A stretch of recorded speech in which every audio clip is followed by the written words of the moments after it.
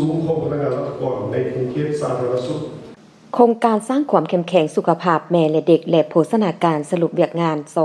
2025 กองประชุมสรุปการจัดตั้งปฏิบัติกิจกรรมโครงการสร้างความเข้มแข็งเวียกงานสุขภาพแม่และเด็กและโภชนาการ GSI ปี 2025 และวางทิศทางแผนการไตรมาส 1 ปี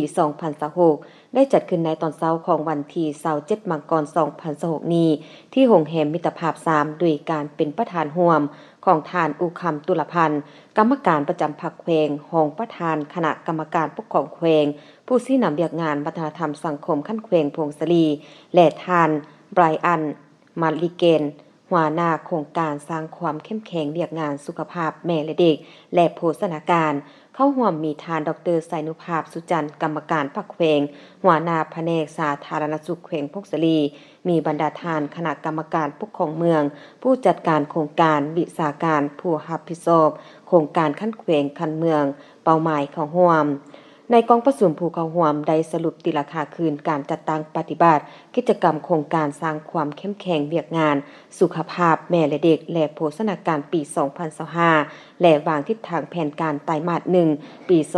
2026 ซึ่งโครงการสร้างความเข้มแข็งเวียกงานสุขภาพแม่และเด็กและโภชนาการจัดตั้งปฏิบัติแต่ปี 2021 หา 2026 สนับสนุนโดยรัฐบาลสหรัฐอเมริกา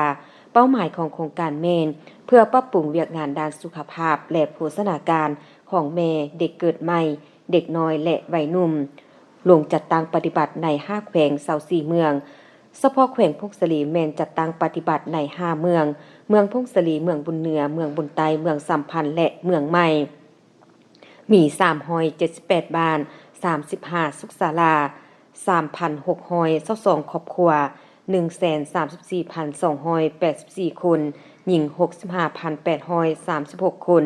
ในกองประชุมผู้เข้าร่วมได้ประกอบคำคิดคำเห็นใส่บทสรุปและทิศทางแผนการเพื่อเฮ็ดให้การจัดตั้งปฏิบัติโครงการสร้างความเข้มแข็งเวียกงานสุขภาพแม่และเด็กและโภชนาการบรรลุเป้าหมายที่ได้กำหนดไว้